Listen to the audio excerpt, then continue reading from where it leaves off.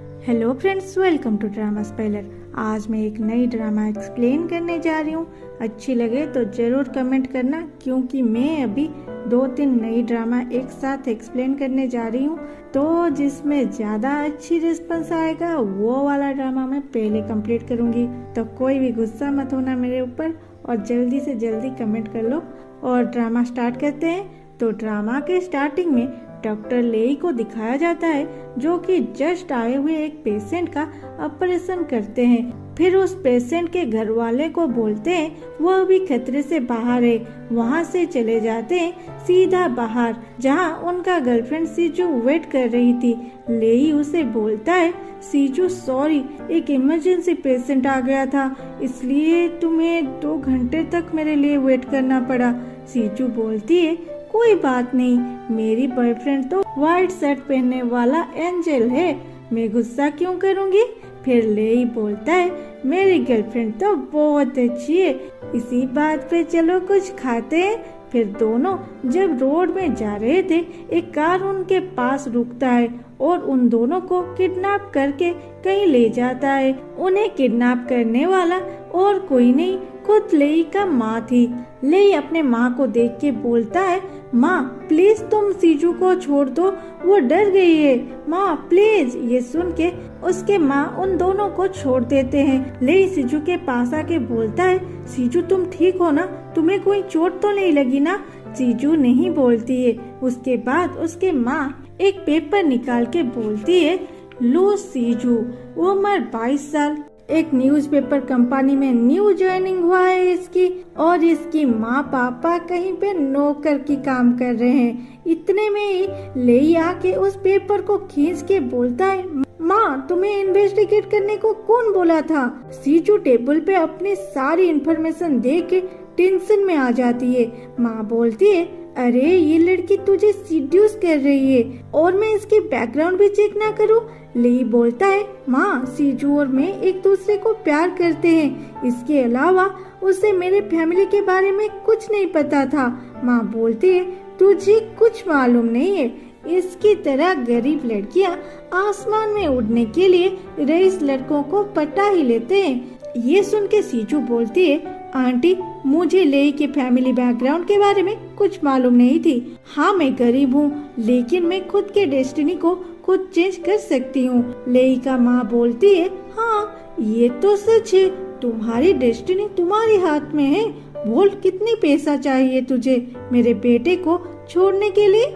सीजू बोलती है, आप इंसान नहीं हो, और वहाँ से चली जाती है। उसके पीछे पीछे लेई भी जा रहा था, लेकिन वो बॉडीगार्ड उसे रोक लेते हैं। माँ बोलती है, तू बचपन से मेरी हर बात सुनता था और आज एक लड़की के लिए मेरी इंसल्ट करोगे।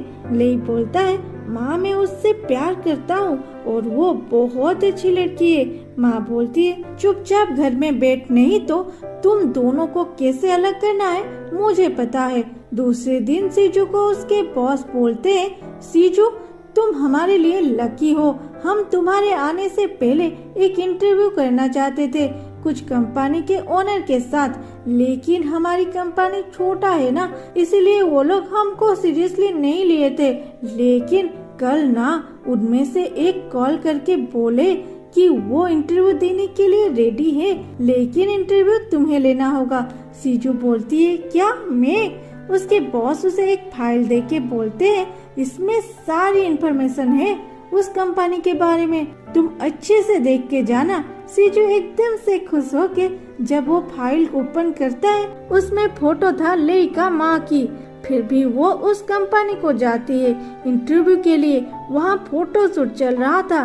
सीजू एक एक्ट्रेस को सामने देख के खुश हो जाती है। तभी एक लड़की आके बोलती है, तुम यहाँ न्यू हो ना, खड़े क्यों हो, जाओ उस रूम से मॉडल के लिए एक ब्लैक ड्रेस लेके आओ। सीजू बोलती है, नहीं नहीं मैं तो यहाँ।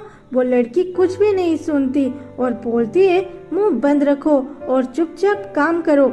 जब सीजू उस रूम के अंदर जाती है, वो लड़की मुस्कुराती है। शायद लेई का माँ कुछ प्लानिंग कर रही थी। सीजू जब अंदर जाके ड्रेस ढूंढ रही थी, उसके पीछे एक लड़का खड़ा था। वो चुपके से सीजू को पीछे से पकड़ लेता है। सीजू चिल्लाती है, कौन है, छोड़ो मुझे, छोड़ो। लेकिन वो लड़का उसके होठों पे हाथ रख के उसे अंदर ले जाता है। सीजू चिल्लाती रहती है। बाहर फोटोशूट भी चल रहा था, लेकिन कोई उसके बारे में नहीं सोचता। दूसरे ओर लेई अपना बेस्ट फ्रेंड आजेंग के साथ ये सब शेयर कर रहा था। आजेंग बोलता है, तुम क्या अब भी तुम्हारे माँ से डरते हो? वो अब भी तुम्हारे लाइफ में इंटरफेयर कर रहे हैं, लेकिन क्यों? लेई बोलता है, आजेंग तुम्हें कुछ नहीं पता। मेरी माँ कितनी बड़ी पागल है ये सिर्फ मुझे ही पता। मुझे तो इस बात की डर है कहीं वो मेरे सीजू के साथ कुछ कर ना दे। आजेंग बोलता है, तो तुम ये बात मुझे क्यों बोल रहे हो? अपने गर्लफ्रेंड को बोलो ना, उसे बोलो कि वो खुद का ख्याल रखे और तुम्हारी माँ से दूर ही रहे। लेई बोलता है, हाँ तुम सही बोल रहे हो। और फिर वो कल करता है, लेकिन फोन तो बैग में रिंग हो रहा था और सीजू अब किस हालत में है मुझे भी नहीं पता।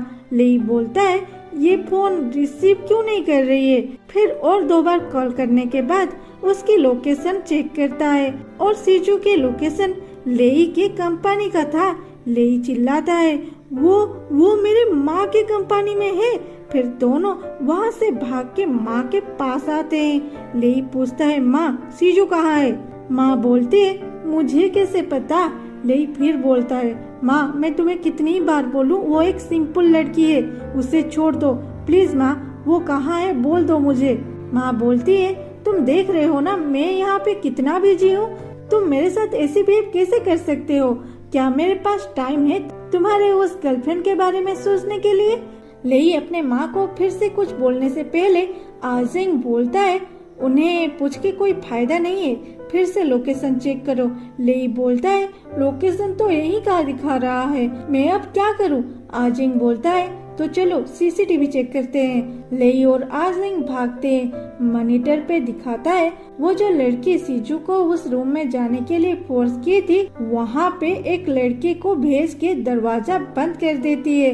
लेई ये देख के बोलता है, मैं इन दोनों को नहीं छोड़ूंगा। फिर जब वो दोनों उस रूम के पास जाते हैं, दरवाजा बंद था। लेई उसे तोड़ देता है। ये सब ऑफिस स्टाफ देख रहे थे। आजेंग लेई को उस रूम में जाने को रोक के बोलता है, पहले इन लोगों को बाहर भेजो। लेई चिल्लाता है, जाओ यहाँ से, यहाँ क्या देख रहे हो? सभी डर के दरवाजा बंद कर देते हैं। जब वो दोनों अंदर जाते हैं, वहाँ सीजू की रोने की आवाज सुनाई देता है। लेई बोलता है, सीजू डरो मत, मैं हूँ। और पास आके सीजू को इस हालत में देखता है। लेई अब अपने माँ को कैसे हैंडल करेगा देखते हैं अगले एपिसोड में। और हाँ, अब से आपको जो भी ड्रामा अच्छी लगेगी उसमें कमेंट करना। जिसमें ज्यादा कमेंट होंगे वो ड्रामा मैं पहले एक्सप्लेन करूँगी। गुस्सा मत होना, आपको कमेंट करने में ज्यादा से ज्यादा 5-6 सेकंड लगेगा। सोच लो कि ये मेरे लिए गिफ्ट है तुम्हारे तरफ से और मैं आपके हर कमेंट का रिप्लाई दूंगी। और हाँ, thanks for watching, love you all, bye bye.